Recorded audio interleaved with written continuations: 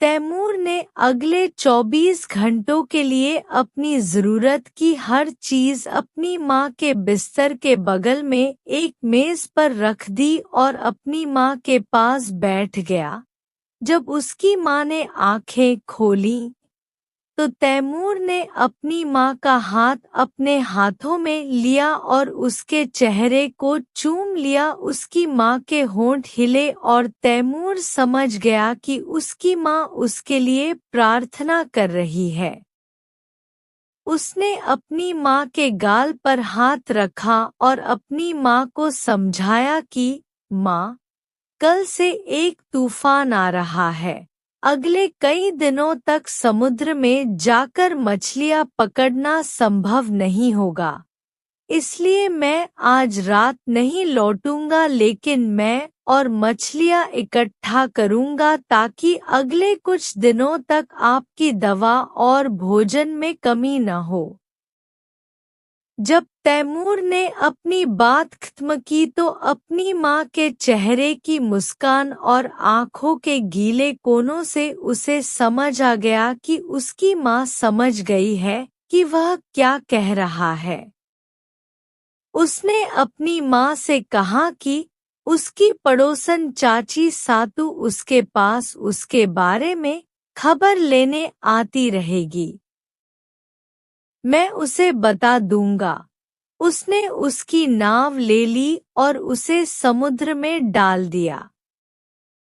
और भी कई नाविक समुद्र में अपनी नावें डालकर जीविकोपार्जन की कोशिश में लगे हुए थे। समुद्र में चलते चलते दोपहर हो गई और फिर शाम हो गई। सभी मछुआरे नाव में बैठकर घर लौट रहे थे।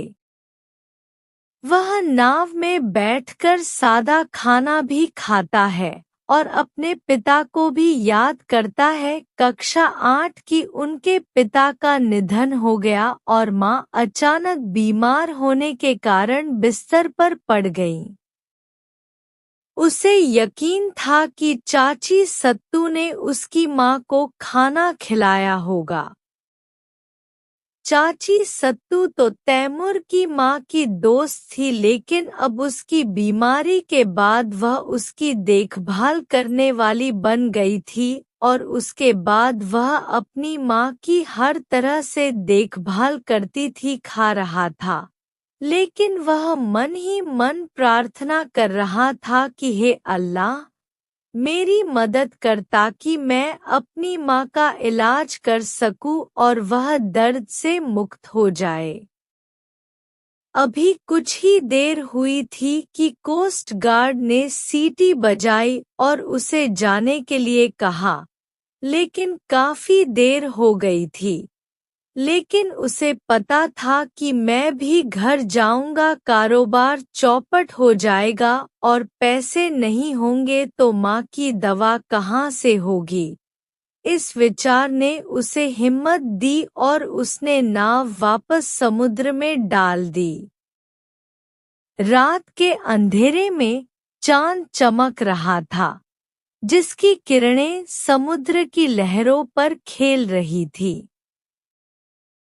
लेकिन अपने पिता की मृत्यु के बाद वह अपनी माँ का सहारा बन गया और अब वह तट की ओर बढ़ रहा था। तट रक्षक ने घंटियां बजाईं और समुद्र में मछुआरों को वापस लौटने का निर्देश दिया, क्योंकि शाम तक समुद्र तूफान से घिरने वाला था। जब उसने उसे पानी से बाहर निकाला तो उसने देखा भोर की रोशनी में एक मछली की पूंछ में कुछ चमक रहा था। उसने यह भ्रम समझा और उसे किनारे पर लगी मछलियों के ढेर के ऊपर फेंक दिया। उसे लगा कि आवाज किसी मछली जैसी चीज से आ रही है। ऐसा लगा जैसे वह खिलौना जैसी मछली कुछ कह रही हो। वह इतना भ्रमित था कि बाहर से चाची सत्तू की आवाज आई, यह मेरी टॉर्च है, कम शायद उसकी कोठरियां कमजोर हैं। अगर तुम्हारे पास 2 अतिरिक्त कोठरियां हैं, तो मुझे दे दो। और जब वह वापस आया तो वह मछली जैसी चीज को उलटने लगा। ऐसे ही उसका हाथ लगा कि एक हिस्सा एक जगह से पीछे हट गया और अंदर से 2 कोठरियां बाहर गिर गईं। अपने थैले से 2 अन्य कोशिकाएं निकाली और उन्हें सड़ी हुई कोशिकाओं के स्थान पर मछली के अंदर फिट कर दिया। जैसे ही नए पाल लगाए गए, मछली की आवाज तेज हो गई और मजे की बात यह है कि उसे समझ भी आने लगी। मछली कहती रही, समुद्र तट, पैर, स्वतंत्रता दिवस, समुद्र, कचरा, 70% वृद्धि। समुद्र में कचरे का स्तर 70% बढ़ गया है। पहले तैमूर को लोगों द्वारा समुद्र तट पर गंदगी फैलाने की चिंता होती थी, लेकिन अब यह बहुत ज्यादा हो गई है। अब उसे समझ में आया कि यह क्या था।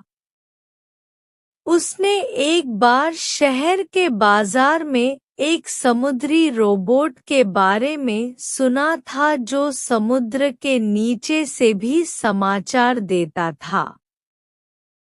उसे एहसास हुआ कि यह निश्चित ही कुछ ही दिनों में मछुआरों का तूफान बंद हो गया। एक दिन तैमूर को एक विचार आया और उसने एक लंबी रस्सी ली और उसे मछली के सिर के पास कसकर बांध दिया और समुद्र में जाकर उसे पानी में डाल दिया और रस्सी का दूसरा सिरा डाल दिया। अंत नाव से बंधा हुआ था। उस रात वापस लौटने और रात को काम पूरा करने के बाद उसने फिर से इस मछली को बाहर निकाला, बटन को थोड़ा दबाया और मछली ने कहा, रविवार का दिन। अब तैमूर को एक विचार आया। उसने शहर जाकर बाजार में मैनेजर को सारी बात बताई। पहले तो मैनेजर को उस पर विश्वास नहीं हुआ, लेकिन जब उसने आंकड़े बताए तो उसे भी कुछ हद तक विश्वास हो गया। वह अखबार के दफ्तर में गया और शांति से अखबार के संपादक को सारी बात बताई। संपादक भी हैरान थे कि ये वही आंकड़े थे जो उन्होंने कुछ दिन पहले छापे थे। संपादक ने कहा, कुछ दिनों बाद ईद है। ईद के दिन भी मछलियों को समुद्र में फेंक दिया जाता है। परीक्षण करो और फिर मुझे बताओ। मैनेजर और तैमूर ने वादा किया कि यह ठीक है और मछली ने ईद पर जो डेटा बताया वही इस संपादक ने भी छापा। और अगले दिन वह आश्चर्यचकित रह गए जब एक अंतर्राष्ट्रीय पत्रिका ने बिल्कुल वही डेटा रिपोर्ट किया। अब संपादक भी सोच में पड़ गए कि वह मछली कौन सी है। अगले दिन संपादक और बाजार के मैनेजर उस मछली जैसी चीज को देखने के लिए उसके घर आए। मछली और समुद्र का नियंत्रण अपने हाथ में लेने के लिए समिति के कार्यालय में गए। वहां जब समिति के अधिकारियों ने देखा तो यह वही रोबोट था जिसे कुछ दिन पहले एक प्रयोग के लिए समुद्र की तलहटी में भेजा गया था, लेकिन कुछ खराबी के कारण वह उनसे संपर्क नहीं कर सका। अधिकारी इतने चिंतित थे कि उन्हें अपनी नौकरी भी खोनी पड़ सकती थी, क्योंकि यह रोबोट एक ऐसे देश का उपहार था जो हर दिन समुद्र तल पर प्रदूषण और कचरे की बढ़ती मात्रा के बारे में समान रूप से जागरूक था। इसे खत्म करने के लिए कचरे और प्रदूषण की सही मात्रा जानना बहुत जरूरी है। रोबोट कचरे की मात्रा का भी अनुमान लगा सकता है और साथ ही कई तूफानों की भी सराहना की गई और अगले दिन उसे पुरस्कृत भी किया गया इसके लिए, जिसमें तैमूर ने कहा कि मैं अपने देशवासियों से एक बात कहना चाहता हूँ कि जब तक हम अपनी भूमि और तट को साफ नहीं रखेंगे, तब तक हमारे रोबोट और विकास के प्रयास व्यर्थ होते रहेंगे।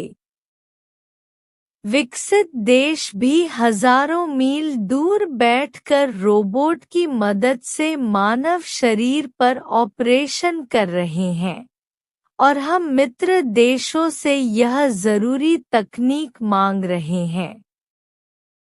रोबोट अब जीवन का हिस्सा है, इसलिए जरूरी है कि हम इसका इस्तेमाल करें।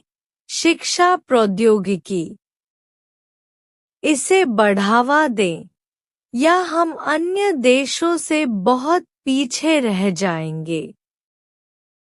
तैमूर को कई पुरस्कार भी मिले और उनकी मां को आधिकारिक तौर पर शहर के एक प्रमुख अस्पताल में स्थानांतरित कर दिया गया, जहां अमेरिका के सर्वश्रेष्ठ रोबोट ने उनकी मां की कमर का ऑपरेशन किया। वह पूरी तरह ठीक हो गई।